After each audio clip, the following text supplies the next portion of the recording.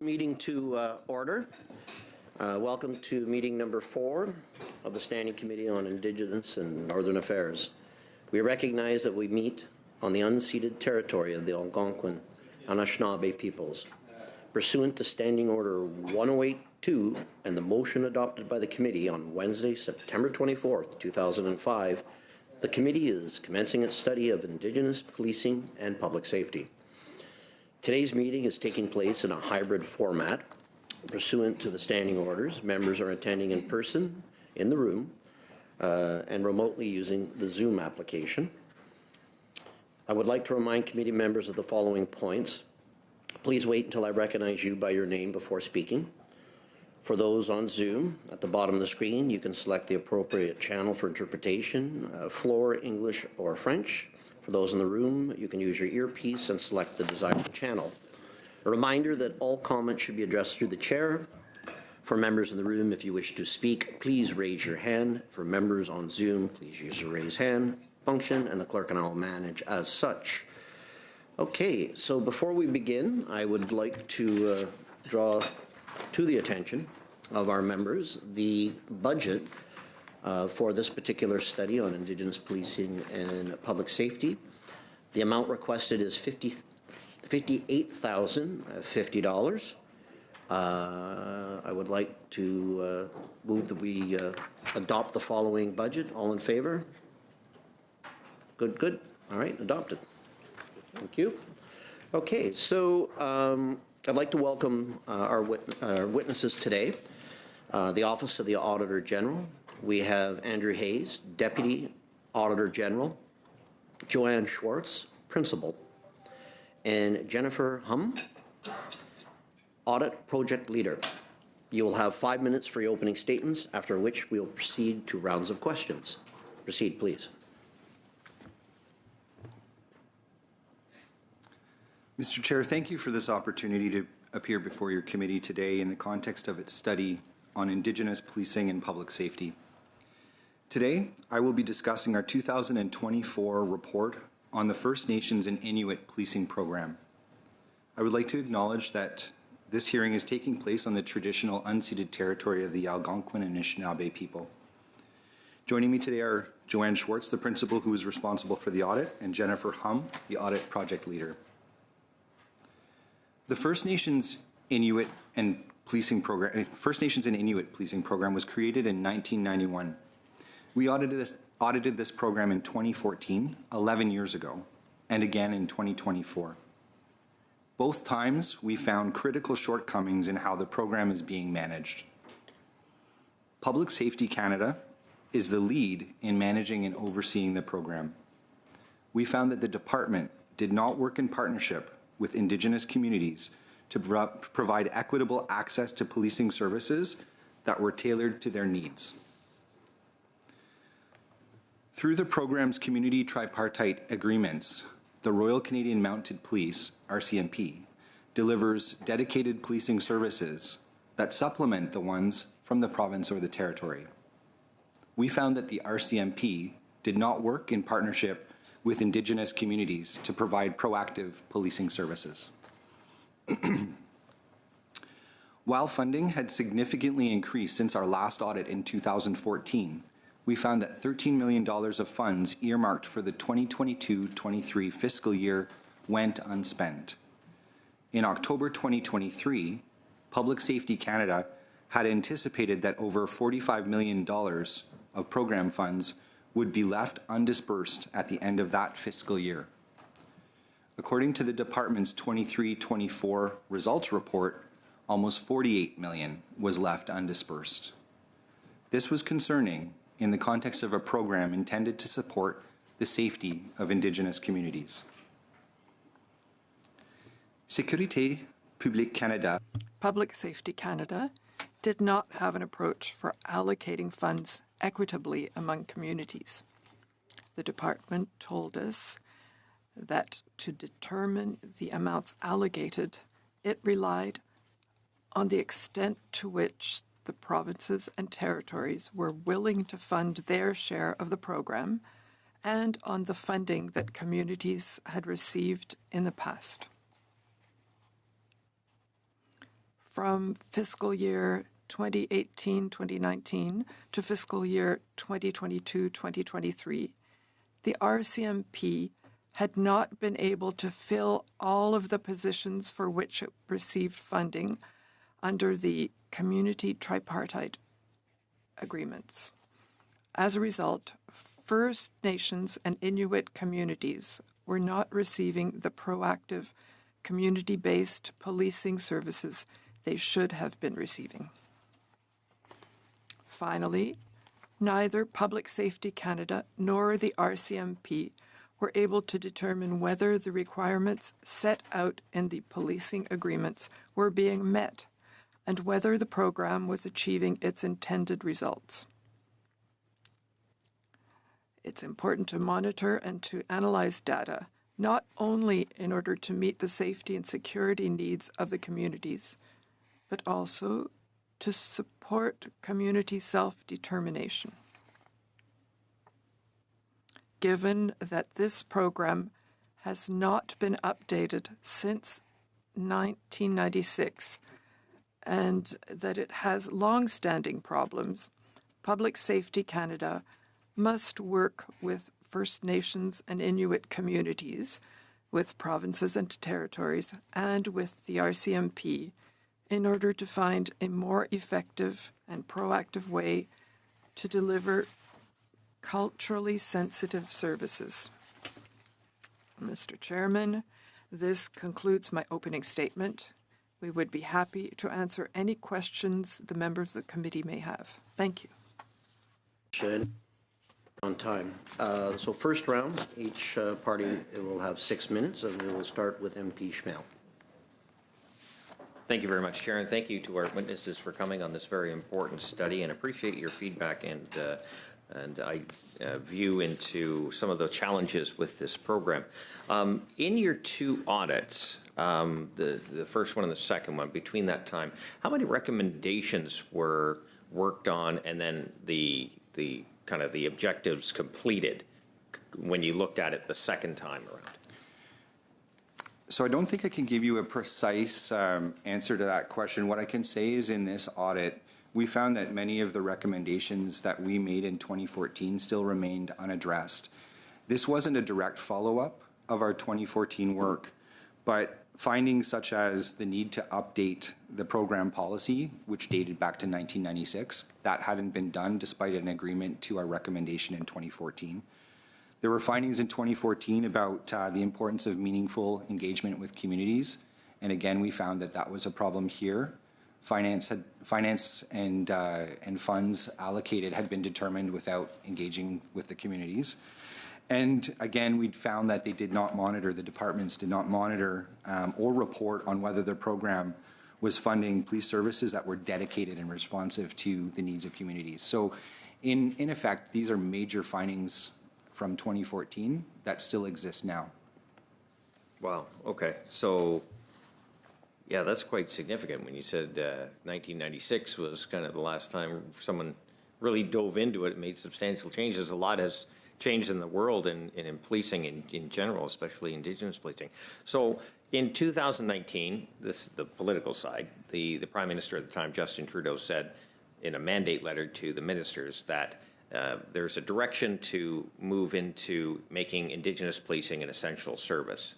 Now, just based on what you're seeing and any new information you may or may have in front of you, I know you mentioned the vacancies in the RCMP that went unfilled. Do you think the department is any closer to kind of achieving that goal, or is there too much work still to be done? Well, I think that that would be a question in the context of your study that I would pose to the department. What I can point you to in our report is that in Exhibit 3.2, we talk about the fact that in 2021, $43.7 million was identified over 5 years to co-develop legislation to recognize First Nations policing services as an essential service. To my knowledge, I don't know that there is legislation or draft legislation that has been put before the House on that, but getting an update from the department might be something that that the committee may want to ask. Yeah, absolutely. We were hoping to have them here today, a little later, but I thought if you knew, I could probably direct my question, but that's okay, no problem. When you're talking about you mentioned about the RCMP and unfilled vacancies. During your research, was there a reason given or reasons given as to why a great number of positions were vacant at the time? Well, there's definitely challenges for the RCMP in recruiting the officers that they need for police services nationwide. I mean, I think that's a reality. That in fact, we are going to be doing an audit of recruitment by the RCMP, which we intend to present to Parliament in the spring of 2026. But when I look at this program in particular and our findings back in 2024. One of the challenges that face the RCMP is that Public Safety Canada would be entering into agreements and committing the RCMP to particular service levels without engaging with the RCMP at the time. So we made a recommendation about the importance of everybody being part of those discussions. I think the RCMP should be part of those discussions in order to be able to plan their work and their staffing needs. In your view, and again, if you don't know the answer, it's fine. I'll ask the RCMP when they come at a future meeting. At the time, was there any program that you're aware of or can recall that focused on recruiting Indigenous people to join the RCMP to patrol in areas that are underserviced? So I do know that the RCMP has been trying to recruit from various backgrounds. I think that is a question that might be best put to the RCMP, and it will be something that we will be looking at in the context of our audit, but seeing as you'll likely have them in front of you before our report comes out in the spring, that would be a question to them. And my colleague, Ms. Schwartz, might want to add something here. So while I can't specifically speak to a strategy for Indigenous recruitment, we did find that RCMP didn't have like a national staffing approach that would focus on how it would fill the gaps it had for the community tripartite agreements. We talk about that in our report in paragraph 56. Such a national staffing approach could consider whether they wanted to have a specific attention for recruitment of Indigenous officers, but there was no national approach when we looked at it in 2024. Okay. How much time do we have, Chair? You have 20 seconds. Oh, I don't think I have time to get into my next one, but a lot of what we're talking about today has been raised in a debate we're having in the House right now about, on our side, that reports are being tabled. Information is there, departments are not following through, and the fact that a program has not been updated since 1996, we've had 2 reports, and still we have issues. I think that highlights the ongoing problem with departments actually following through with what has been committed. So thank you for your input. Thank you, MP Schmale. And now MP Hanley for 6 minutes, please. Thank you. Thank you very much for being here. And it's really interesting to begin this really important study with your report, which of course covers some gaps and deficiencies in how well the federal funding flow is actually having an impact, or where we need to improve. In the report, you discuss different models of funding that are available through federal sources, including the tripartite agreements that apply, as far as I can determine from the report and the map in the report, to the Yukon communities. For context, most communities in the Yukon are made up of a mix of First Nation and non-First Nation citizens. We don't have reserves, as you know, in the territory. And 11 of the 14 Yukon First Nations are self-governing with modern treaties. I don't see modern treaty nations specifically referred to in the report. No doubt it was in your discussions and your consultations, but I am aware of some of the previous Assembly of First Nation deliberations in the area of Indigenous policing. For example, a resolution in December 2021 where they advocated for a nation-to-nation treaty-based approach to the development of policing legislation and supporting the development of regional policing solutions. that include the transfer of sustainable guaranteed funding to the respective regions. And following that, there was a regional assembly in the Yukon, a summit, where some of the themes in that summit to inform the national AFN recommendations were supporting modern treaty rights, recognizing and addressing mental health and community safety, including appropriate resources, shifting towards prevention, healing, and restorative justice, learning from community safety officer programs. A lot of that we will be addressing, I hope, during this study. But of course, none of that removes the need for adequately resourced frontline policing. But they're all important for a holistic and sustainable approach to community safety and justice. So I guess my question after that long preamble, uncharacteristically long, I might say, is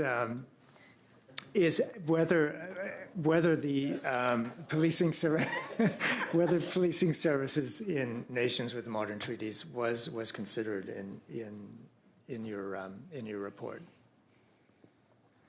Thank you for the question. We focused in on the way that the government works through this policy, this program, and our focus wasn't really on the provision of police services per se. However, what we were interested in is whether or not the RCMP and public safety, in the nature of their responsibility for this program, engaged with the First Nations and Inuit communities to identify how to deliver policing services that are tailored for the needs of those communities and responsive to their cultural realities.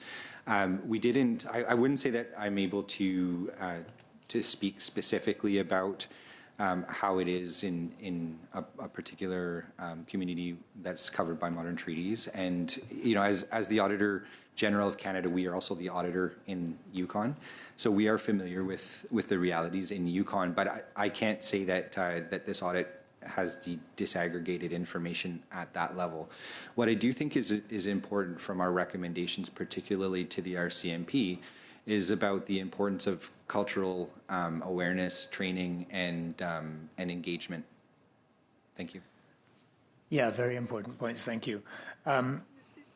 I also didn't see that when you refer to inequities, particularly I think with regard to the public safety's role, I wonder if you could maybe define what you would, how did you define equitable in the report, and how would we then determine addressing inequities? What are the measures that we should use?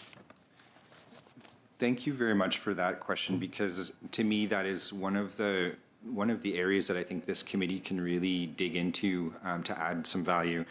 So just to put a bit of frame around it, the policy refers to the idea of equitably providing funds.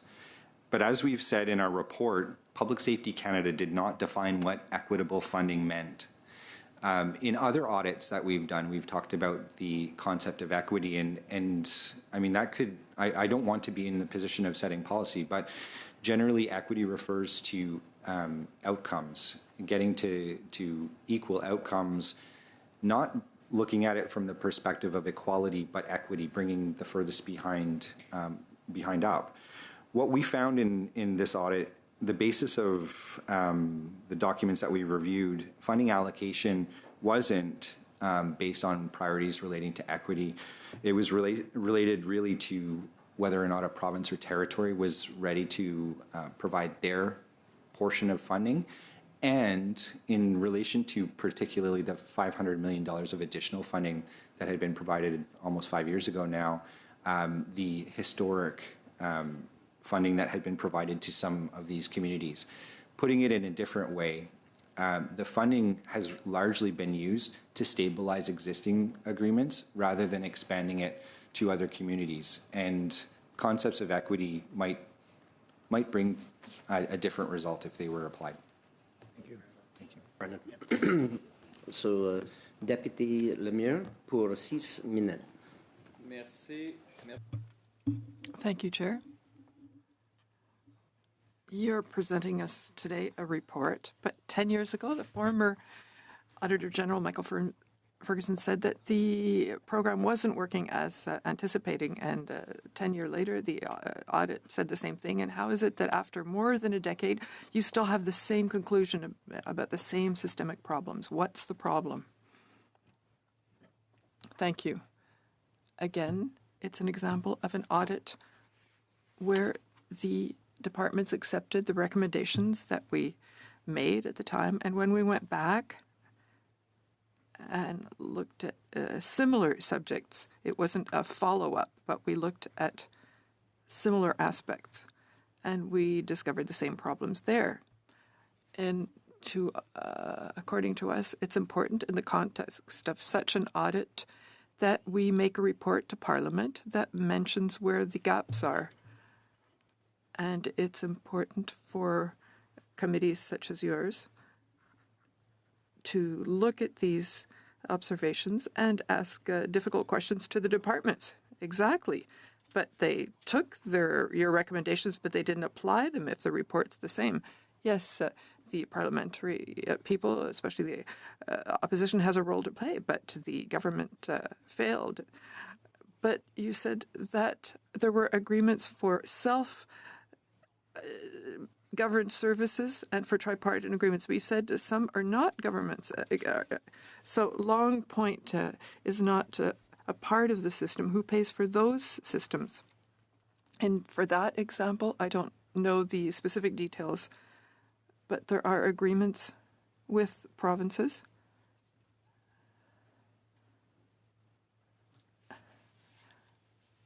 And when there's a provincial police coming to play, it's different from other provinces where there's no provincial police. There are 3 provinces that are different. Quebec is one of the 3.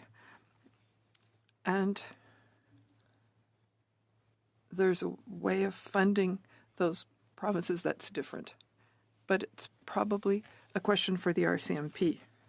And so it's interesting because we can see that if the federal government's not doing its work with the Indigenous polices, in the end, it's the provinces, and especially Quebec, that have to foot the bill. If it's the provinces that are paying, why is public safety unable to increase its percentage or its participation? Provinces spend more to cover First Nations that are not served for some services. What do you think of the excuse of public safety of not investing in provinces because provinces are not giving enough funds? I'll say Sean Tumper, the Deputy Minister of Public Safety at the Public Accounts Committee on April 30th, 2024. We're stuck in a situation where a province can choose to not match the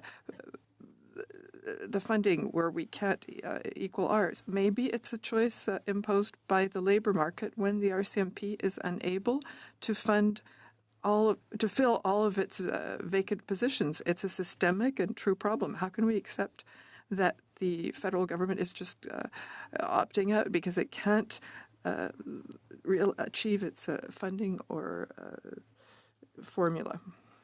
It's a question for the department, but I could add that these funding programs of shared funding,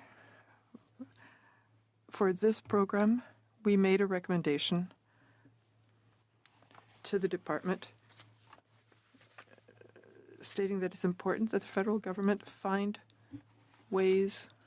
solutions to spend federal funds that are available when provinces and territories cannot contribute their part of funding.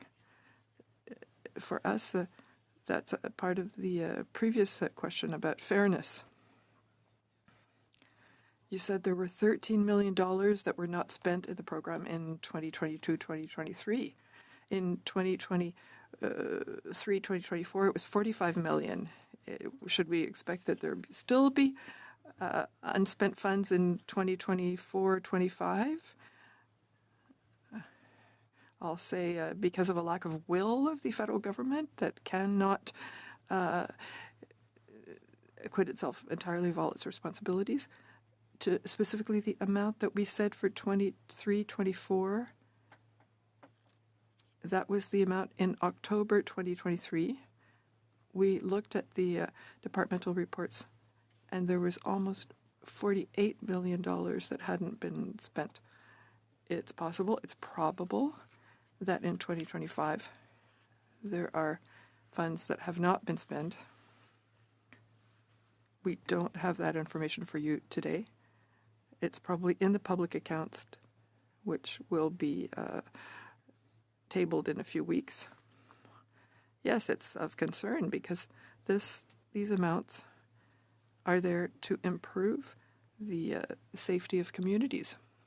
I have the impression that the pressure of funding police services relies in large part on the provinces, given that it's their responsibility. How can we harmonize that? Would it not be easier to transfer these amounts to the provinces? Would that increase the efficiency of the programs? So better service in the Indigenous communities that are not served or underserved, if it were the provinces that would spend this money? A short answer? I think that it's a question of policy, and it's a question for the department, but I would say that the federal government has a mandate in terms of Indigenous issues. So there's a part of shared jurisdiction there. Thank you very much. Back. Merci beaucoup, Monsieur le Premier. Thank you very much, Chair, and thank you to our witnesses who are here today with us to inform us. So you made that comment in your, sorry.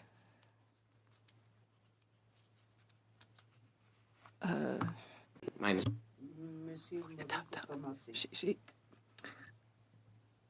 Pez. Here finally to get into some dialogue with the committee. It's mid-October, and thank you to the AG for coming today. I do want to express a little bit of disappointment, though. I think we originally had the public safety minister who was supposed to attend today, and of course he is the previous ISC minister. I'm sure he could have provided critical information to this dialogue today that's so important to Indigenous communities. So I want to express that disappointment, and it sends the wrong message to First Nations and Indigenous, Métis, and Inuit communities on how important this conversation is from the government. But thank you to the AG team for making it a priority today. One of the most tragic events in public safety for Indigenous communities happened in September of 2022. 11 stabbing deaths and multiple other injuries on the James Smith Cree Nation. I spoke to Chief Kirby Constant from James Smith Cree Nation this week, and I asked him, has there been a change in the approach of the government over the last 3 years since the tragedy happened? And I want to quote Chief Kirby Smith for his feedback. James Smith, here's what he said: James Smith Cree Nation needs to move beyond the one-size-fits-all approach where public safety or RCMP dictate the model. We want our own policing framework under our control and budget, not as an add-on to federal or provincial programs. Those are the words of Chief Smith from James Smith Cree.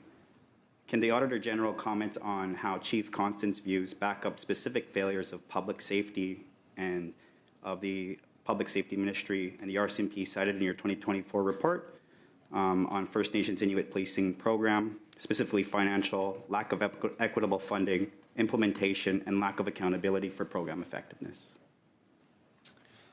Thank you. I think the first point that I would make here is that we found in our 2024 report that the department had not engaged with the First Nations and Inuit communities in a way that would have been allowing or supporting meaningful contribution by those communities. For example, essentially the funding decisions had already been made before the First Nations communities or Inuit communities were consulted, were engaged.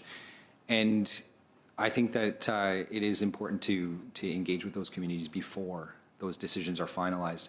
The other thing that I would point to from our report, and we've made recommendations about this, is the importance of understanding and training frontline workers and officers on the cultural traditions, importance, sensitivities for specific communities.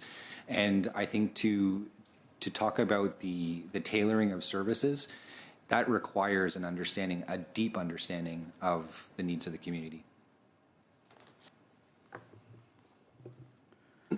Well, I certainly hear from Chief Constant that he wants a different formula. I think your report cites that things have to change. I know on this, on the conservative side of things, we always support self-determination and giving that responsibility back to the communities. That's where the solutions lie. Something this report talks about a lot is self-administered police service agreements. I saw a lot of failures on the RCMP tripartite model. Hopefully those get fixed one day, but can you comment on whether you kind of had an opinion or some data or some feedback? Because I didn't, on the self-administered policing agreements, because I didn't see actually as much pushback on those. And so that kind of speaks to Chief Constant's position that he wants to have more of a self-administered agreement with the Government of Canada to do his own policing.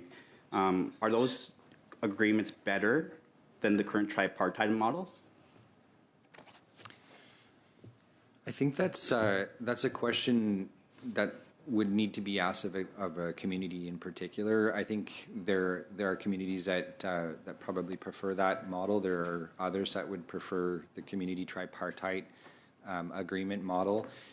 In our view, I think it's incumbent on the government in partnership with the provincial government and the communities to identify what model might work best for them.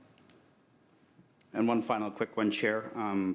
Maybe during the last fiscal year that you studied, how much money went unspent that could have gone to Indigenous communities for direct policing investment? Okay, thank you. So the most recent numbers that we have come from the departmental report in 23-24, and it's that there were $48 million that was unspent. Now, I should give the department a little bit of room here because some of that money could be repurposed to future years. I don't know what the answer to that question is. That might be something you could ask the department, but it could be as high as $48 million.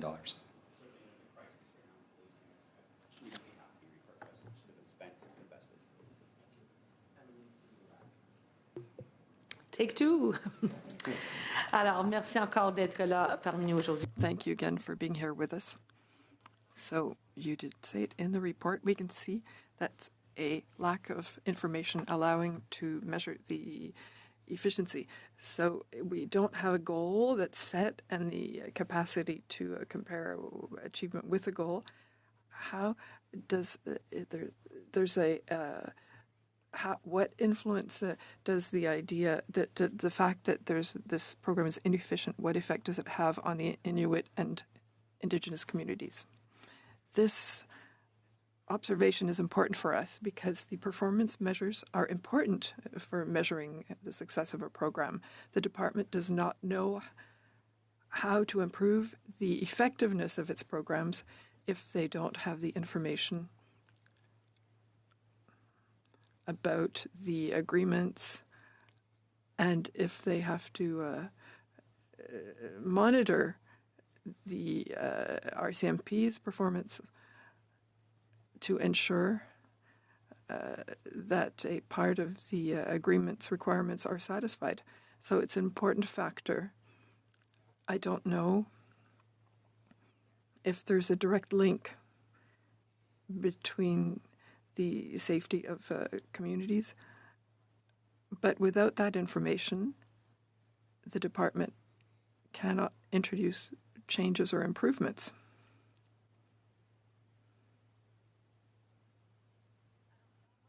So in your report, did you issue recommendations on what some of these measures might be? Could you share any of them? We have made recommendations, and these are recommendations that are similar to recommendations we made in 2014, but we issued recommendations to improve the performance measuring. It's up to the departments to determine how to measure the performance. So that's one of the recommendations that we think is important. Thank you very much. You're done? Okay. Merci. Okay, so Monsieur Lemire for 2.5 minutes. Merci. Thank you, Chair. So, thank you for being here. The quality of your report impresses us again. You also say that information technologies of public safety didn't allow them to follow the spending of the in the First Nations Inuit policing programs, and it was even admitted at public accounts. Sean Bertel said we weren't able to have an IT system that allowed us to carry out the type of data analysis that we needed. Is that still the case? Does it happen in other programs and other departments? Can you tell us more about that? I don't know if that's still the case, but it is primordial. The department needs to know where the funds are spent. I think that it was surprising that the department could not provide exact figures about where the money was spent for those agreements. It's a question that should be asked of the department. I don't know what they've done in the last 18 months, so I'll ask the question again. So I want to quote Sean Tupper again in his evidence of 30th of April 2024. I won't be defending the IT situation for my department. The department did not invest for costly improvements to the systems. We don't have an IT system that allows us to carry out the kind of analysis that we need to do. I'm examining this and I'm trying to find the money necessary for this investment. It's a challenge that's department-wide. Are there other factors in your analysis that would deserve our attention in terms of IT management at public safety? I can't identify another system for the department, but I could say that we did make a report on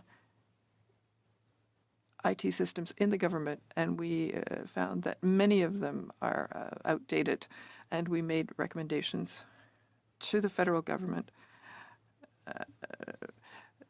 to the effect of they need to find ways of dealing with these problems with the IT systems. Well, we're hoping that it doesn't make the bills rise also. Thank you. Okay, very good. How much time? Yeah. 5 minutes. 5 minutes. Thank you, Chair. I don't think I'll need all that 5 minutes, but once again, thank you, Deputy Auditor General, just for your report. It's very thorough as usual, and we appreciate that.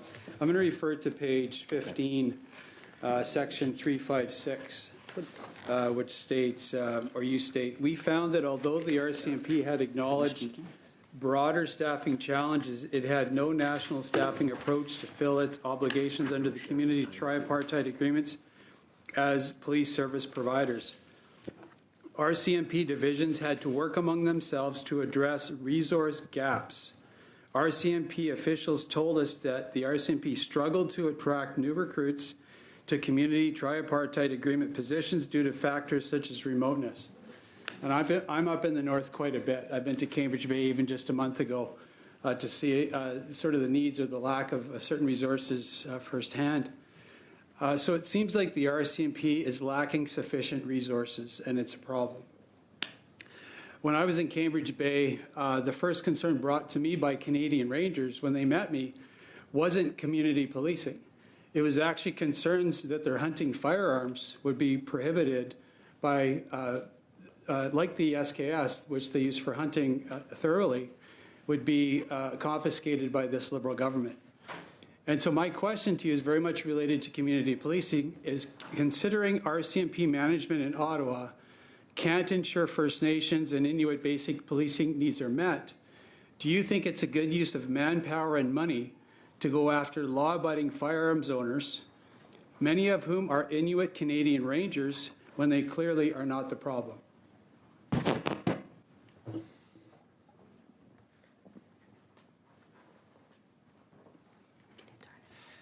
Thank you for the question. That is not a subject matter that we covered in our report. What we did cover is that the RCMP should be engaged when the department is making agreements that will have an impact on the staffing levels or the resourcing for the RCMP. In terms of RCMP resources, I'm sure the Commissioner might be in a good position to answer questions about that. However, we did note that because the RCMP wasn't able to staff all of those Monsieur le Président, je positions. suis obligé de vous arrêter. La traduction ne se fait pas actuellement, juste pour pouvoir donner une petite minute aux interprètes pour pouvoir rétablir le tout. So I didn't get the interpretation there, Mr. Chair. We're getting feedback, and something needs to be done. Yeah, some of the mics are on, 2 mics are on at a time, I think is a problem. Okay, everyone turn their mics off. So continue on, Auditor General. Interpretation back. Okay, try to say, is the interpretation working right now? Can you hear us? No? How about now? We're making some adjustments. Yes, I think they are. Okay. Very good. It's working now. Nope. You're doing sign language. The other thing that needs to be done is that earpieces should be kept far away from the mics.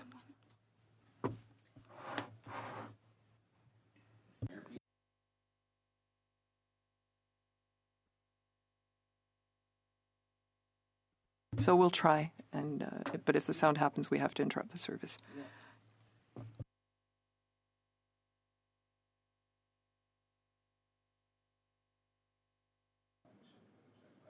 Okay.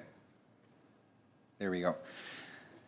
Thank you. So our report focused in on the RCMP's resourcing in the context of some of the spending. In addition to the comments about the recruitment strategy, the RCMP left 3.6 million unspent, and that would have been amounts that would have been used for community police officers or police officers under the community tripartite agreements. In terms of, and I guess maybe just maybe more specific. I guess the point is.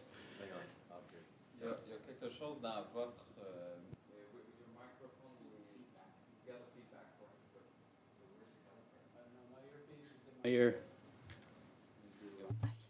Can you keep that earpiece away?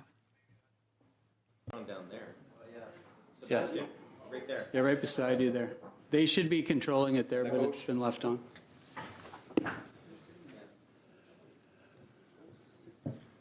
And again, thank you. Are we good to go? Are we good to go? Yeah, so thank you again, Auditor. I guess the point that I was making, though, we've already seen, we've seen money left on the table by the RCMP and Ottawa administrative, the managers that are doing that. But the point I was making is that, we already have a limited police force staff. We already see that it's an issue based on what you said in your report. And now that limited staff, it's even hard to fill the jobs. There's many needed positions that haven't been filled. Those police officers that are over sort of tasked as it is are now going to be giving a new role in confiscating firearms, really across the territories. And I just was going to ask you if you think that's a good use of police manpower and money. the question is really one of policy, and it would be for the government to engage with the RCMP about priorities. I think in the report, one of our recommendations is for the department, in this case, to engage with the RCMP about their priorities for the community tripartite agreements. I wouldn't be in a position to comment on where the government should put its policies. Yeah, and thank you. Just a last comment. I would say, I guess that's something that we can extrapolate and interpret based on what your report is saying. There's needs in the north, there's needs in First Nation and Inuit communities, and this current level of government is going to give that already taxed resource more things to do in going after law-abiding firearms owners' firearms that, again, aren't the problem. Thank you again, Auditor. Thank you, Mr. Chair. I think you're very gracious with that 1 minute. Yes. I appreciate technical issues. And I appreciate, of course, our witnesses for being here. What struck me earlier in the comments in this discussion is that there really hasn't been updates since 1996 to this policy. Obviously, lots has changed in policing. There has been a number of reports from the Auditor General. There's been reports from this committee and many others from outside organizations calling for change and highlighting the gaps and the issues that exist, but yet government has not taken action, and we've seen certainly over the course of time with the current government looking to create more officers and more commissioners to investigate things even more instead of just listening to the reports that are being brought forward. So I guess the question is, what accountability is there for government to move forward on these things? Because you've done a lot of great work highlighting these issues, yet the issues persist today. And sorry for going over time. Very small. Petite. Thank you for the question. I'm aware of the debate that's happening on Bill C-10 and the creation of a new agent of parliament. We are, as the Office of the Auditor General, we are supportive of accountability mechanisms. As the Auditor General, we have a broad remit to audit basically anything that government spends money on, and we will continue to focus in on matters that relate to First Nations and Inuit. Indeed, we have a few reports coming out in 2 weeks that I'm sure this committee will be interested in. That will continue regardless of whether or not there are other accountability mechanisms that are introduced. I think what's maybe important to bring out is the role that committees can play in holding departments to account for the promises and commitments that they make. In the Public Accounts Committee, there are action plans that follow our reports. Those could be useful for the committee to look at to identify what should be followed up with the departments. Thank you. Now, Jaime for 5 minutes. Thank you, Mr. Chair. And I have one question, but after that, I would like to table a motion. And I know that I've given it beforehand on September 22nd, and I've given it to the clerk. So if you could distribute that while I ask the question, that would be great for discussion. You mentioned there's a large number of unspent dollars federally that could have went into this fund, and I'm wondering, in your research, is the funds that weren't spent flexible in terms of the federal government's ability to put these out to the communities, or were they contingent on provincial governments matching that? Because I do understand that in large areas that 52% of this has to be funded by the federal government, which means 48% has to be funded by the provincial governments. I'm wondering if the unspent money is largely due to the unflexibility, or is it because we didn't have matching contributions from provinces? Thank you. I think when you do have the department in front of you, they will, I'm sure, point to the fact that the department looks to the provinces and territories as being ready to provide their part of the fund, the 48% of the funds, before being able to move forward. One of our recommendations was about considering what revisions can be put in place to allow for solutions to disperse federal funds that are available when provinces and territories are unable to secure their share of funding. And in this context, our report is there on the horizon with other pieces of information. The Supreme Court of Canada's decision in 2024, Quebec Court of Appeal before that talks about the honor of the Crown and engaging in good faith with Indigenous, First Nations, Inuit communities. From our perspective, there isn't a legal impediment. Maybe it's the way that it happens that the department looks for the provinces to be ready to partner. But at the end of the day, these are federal amounts that are intended to improve policing in First Nations, and in our view, solutions should be considered to get those amounts equitably out to those communities. Thank you. Thank you. So, Mr. Chair, Mr. Clerk, with that, I would like to table a motion on something that I set out in both official languages on September 22nd, 2025, and I think there's been discussions with all parties that there is an interest in looking at a study around the impacts of the Indian Act on the membership sections 6.1 and 6.2, also known as the second generation cutoff, and that the study examine the impacts of the non-stated paternity policy and the gradual decrease of status Indians in some First Nations bands. Monsieur le Président, la traduction ne se fait pas actuellement. Ça pourrait être pertinent de leur donner une copie, vu qu'on l'a en français et en anglais, pouvoir la donner à la traduction pour qu'elle puisse être lue. Pardon? Excusez-moi. Ce n'est pas de votre faute, Monsieur Baptiste. Translation, so I got to do that over again?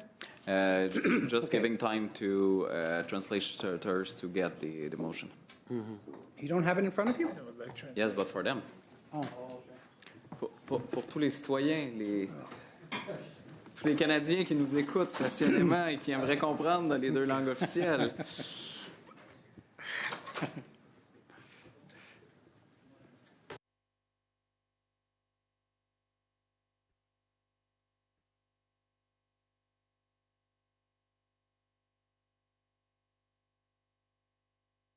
When I get a hand signal, I'll have you take it from the top.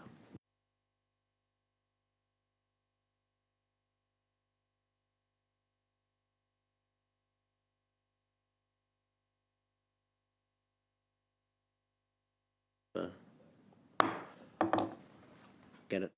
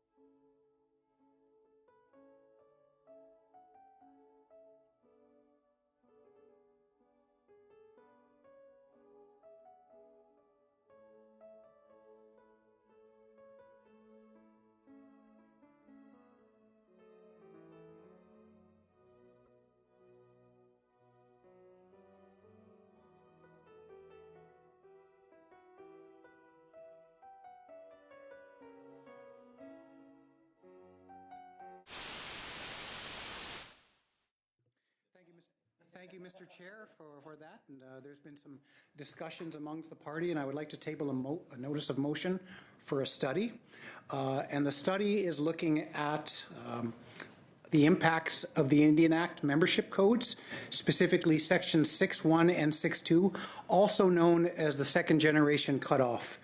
That the study examines the impacts of the non-stated paternity policy and the gradual decrease of status Indians in some First Nations bands, and to look for possible solutions and amendments to the Indian Act. And I just want to talk a little bit about why this is necessary. And I think that, you know, the sections 6.1 and 6.2 came about in 1985, and I think that over the last 40 years we've seen that there is an appetite to amend the Indian Act or to remove these sections.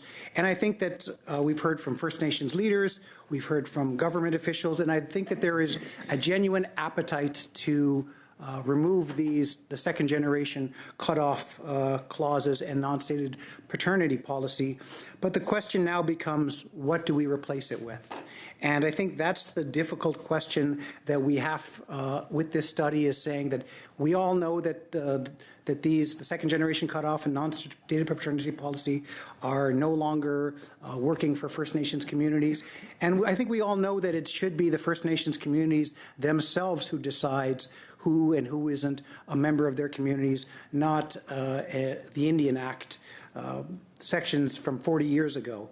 But I think the question is, how do you do this in a way that ensures that it's full, free, prior and informed consent of First Nations communities if we change anything in the Indian Act to ensure that it's optional, that it's something that's not coming from Parliament or Senate or the Prime Minister's office. It should come from First Nations communities themselves.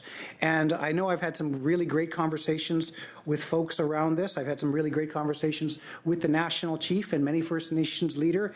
And I think that we should be looking at a study at some time in the future. And at that point, I'm hoping that the AFN will have been able to pass a resolution that tells us what the majority of the First Nations leader believe is the way forward on this. And I know that this is a difficult conversation. As someone who was the Mi'kmaq Citizenship Coordinator for the Assembly of Nova Scotia Chiefs for 4 years, I know how difficult the conversation can be about who is included, who is excluded, and the criteria around that.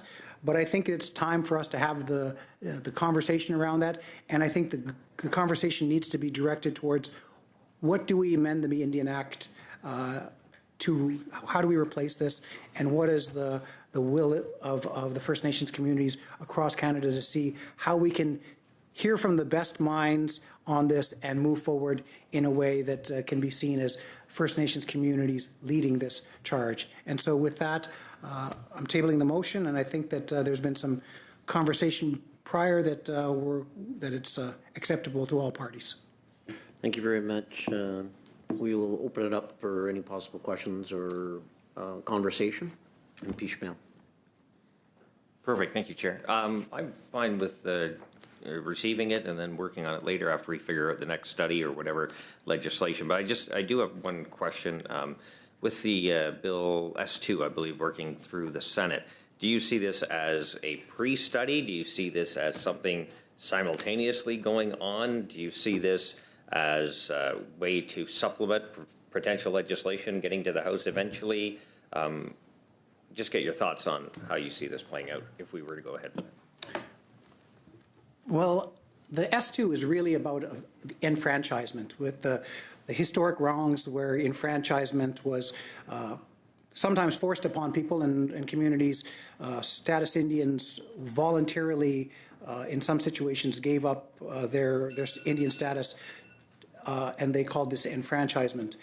This is part of citizenship and membership, and so when it's been opened up in the Senate, people have spoke out against, yes, we believe that this needs to happen on S2 with taking care of the legal remedies that are required under enfranchisement, but they've also started talking about all of the other problems within the membership. And that's what this study and I think another piece of legislation could move forward on. I don't know if it's appropriate to lump every problem within citizenship and membership under the enfranchisement bill, but I think this study would allow First Nations community to have direct input in what the amendments are going to be to that Indian Act, and in a way that they're not scared of any kind of amendment that might come from the Senate that they weren't consulted on. And so I think that it gives us the ability down the line to not only, because I know this study probably won't happen till the spring or the February at the earliest, but it gives the Assembly of First Nations and community members a chance to actually put resolutions forward at the AFN in December or a special meeting so that we can look at what they're recommending to replace the harmful portions of Section 6.1 and 6.2 on our communities. Okay. So before I go to Monsieur Lemire, I just wanted to ask for consensus, just to keep the conversation going. We got a couple minutes left. We're at 5:30. We just allow this, especially with the technical. Everyone's shaking their head, yeah? So, okay, go ahead. Merci, Monsieur le Président. J'aimerais savoir. Thank you, Chair. I would like to note from the Parliamentary Secretary how many factors or in terms of the bill will the committee receive? There's C10, there's S2, there are other bills to work on. We're hearing rumors in the hallways because I'm concerned about the fact that a committee can divide up the time according to the subjects around the table. And if the committee's agenda is already quite full, is it the right moment to receive such a motion that requires 8 meetings? In terms of the legislation that's in front of us, we have, of course, C10 in the House on the Modern Treaty Commissioner. We have S2, the enfranchisement legislation. There are certain rules that prohibit me from speaking about what's next in terms of anything that's been tabled at this point. But in terms of introducing this study now, I want to give First Nations, the communities, a large number of weeks and possibly months to consider the impacts and the amendments that is going to happen in the future. So it's important for us to have this conversation now, knowing full well that in 2 months that the First Nations leaders will be meeting in Ottawa at their Special Chiefs Assembly with resolutions, and I want to give them the chance to really think this out before we make changes to the Indian Act. And so what this motion is intended to do is to give First Nations communities the chance to really think on this, put resolutions forward, so that by the time we study this, that we have a really thought out and hopefully some consensus around what we replace this Indian Act portion with.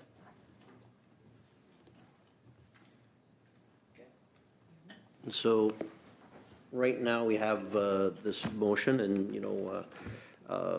I think the subcommittee can figure out when it to be scheduled at another date. We're following the same procedure of taking turns, I think, on our studies. So, we'll schedule that later at a different time, I think. Ça va? Voir l'ordre du jour, pourquoi les témoins sont... So, for the agenda, why did the witnesses leave? The committee started at 4:30. There was still another hour for the committee. Why did the witnesses leave? The first round and the second round, and so we were, Jaime was the last person to ask the question. Mais il était convenu que ça durait 1 heure. Je veux juste aller revoir. But was it agreed that it was going to be an hour-long meeting? Maybe I didn't see the notice of motion, but I seem surprised that the committee be interrupted. That's why I asked to continue this discussion on this motion. Donc, on revient encore dans... So we're coming back into this context. I hadn't noticed that the committee's meeting was ending at 5:30, but we're losing an hour of working in the committee. I think it's really too bad, and I don't think it's because of a lack of preparation.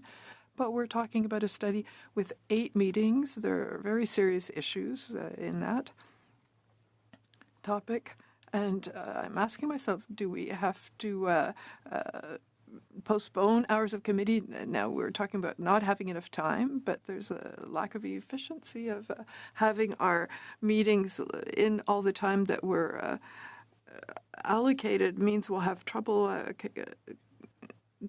carrying out our studies. I find this study that's being mentioned here very interesting. I want to do it in a greater detail. We missed the first week, we missed the second week, we missed a large part of the third week, so we were able to vote, and the analysts made wonderful work on this. Now we're on the 4th week, and we only have an hour because there was information that was very relevant. I don't really like this efficiency of the committee, and to add another topic to work on 8 meetings, it means we're giving a lot of time to the government and little to the opposition members. And so that makes me wonder. It's not on the principle of the motion, but it's on the fact that we can also make issues that concern First Nations advance. At the moment, we're working on the government's projects, and now we'd add another study. It's almost the time of a whole study we could have carried out in all the time that we've lost over the past little while. So I would like to vote yes on the principle, but in terms of the place in the agenda, especially that it's a minority government. There's no guarantee that we'll be we'll go very far along it. But the subject interests me, but there's also that context. Can we receive this motion and really think about priorities in the order in a fair way for everyone? I agree with my colleague. I agree that, we really need to figure out why we only had 1 hour of time on the policing study. And I will take back his frustrations to the ministers and their departments that we fully expect them to understand that there's an important committee study going on and that we really needed to utilize the second hour. But one of the things I did see is that at the end of this hour, we had the opportunity not only to talk about something that's of great concern for First Nations communities in terms of their future and their children not being on status lists, and this is something that I would hope that we've talked about, and that we'll have some consensus moving forward that this is a study that we will take on eventually as the Liberal study that we want to move forward. But I also would like to say two things, and I'd like to have kind of a yes or no on whether that we're voting in favor of this study being acceptable to this committee. And secondly, I do know that we have some gaps in the witnesses. We don't have a fully submitted witnesses list. There are some areas where that we're not hearing from, and I think that's part of the conversation that I think that we're willing to have over the next 45 minutes to ensure that not only that we have our witnesses slots filled up, that we ensure the gaps are there when we're looking at the work plan, but also that we're making the most out of this very important study that's important to a lot of community members across First Nations communities and Indigenous communities across Canada. So, but I would like to take care of the first order of business that's been put on motion, and then possibly open it up if there's a willingness to do so within the committee. MP Schmidt. Thank you, Chair. And I think there's a willingness to continue discussing that. I think we all agree it's a topic that we want to learn more about.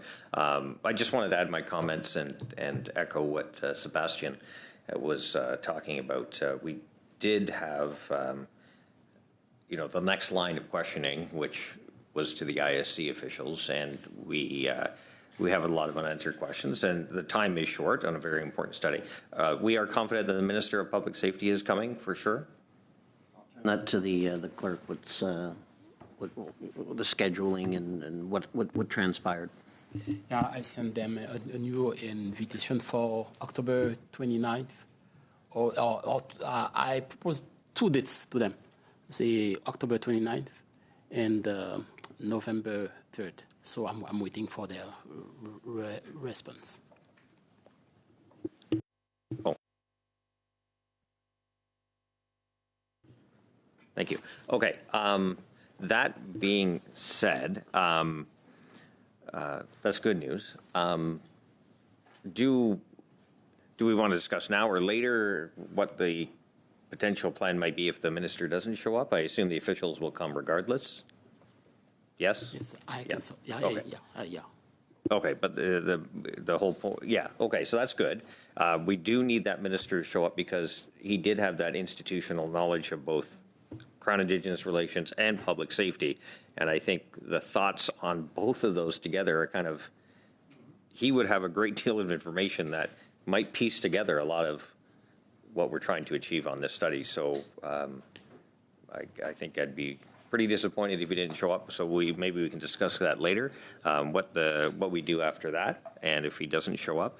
But I'm glad to hear the officials are coming. So at this point, if there's no other discussion, do you just want to receive, vote to kind of put it in the queue? Jaime's motion and You and then we'll discuss it later. do it like you guys said. We do it, taking turns. Each party brings forward a motion at the appropriate time. Okay. Okay. All in favor? Yep. Okay. We see your hands. Very good. Je me permets de rajouter quand même rapidement, Monsieur le Président. I would like to add briefly here, at the last meeting, a few meetings ago, I also filed a motion so we could prepare our witnesses for that meeting. I don't want to play political gaze, but that it could be tabled. But there's a major list of witnesses. That second hour could have been useful. The president of the Quebec First Nations, also the AF, another one, wanted to come and talk to us about the Chalk River issue. We could have easily found other witnesses. And I'm asking myself, if the minister doesn't come and we give us 1 month before he would come back, could we start the study with other witnesses? Unfortunately for him, we will be quoting the evidence and say, what do you do when someone says this? But I think we have to move forward, and I don't think we should lose time for other meetings. I think things should be clear, and we need to have a schedule, and I would like to have a clear plan for the people who have confirmed and the witnesses for whom we're waiting confirmation that we could receive that because we've lost too many meetings so far. Listed witnesses, but go ahead. Merci, Monsieur le Président. J'ai envoyé des invitations pour le... Thank you, Chair. I sent out invitations for the 20th, 22nd, and 27th, and I have witnesses who've already confirmed their presence. The 3 next meetings, we will have witnesses. Thank you. Just in terms of, I know that we had asked for an initial list of witnesses. I'm wondering if the clerk could give us an updated work plan by Friday that indicates what areas or what regions or what people that we have gaps in terms of, we'd hate to have a study across Canada that, where we didn't hear from an entire province or various others. So if you could identify the gaps for us by Friday and give us the ability to see those gaps and to ensure that we're bringing we have an official list by the Wednesday following, just to ensure that we're most efficiently using the amount of time that we have to ensure that the people are coming, and just let the other parties know that I have every indication is from the Minister Andesangri that he is putting this as a priority. I've heard nothing to say that he's not coming, and so I'm pretty sure that that's something that we're going to hear from, and so I want to be rest assured on that, and so. Well, today was officials.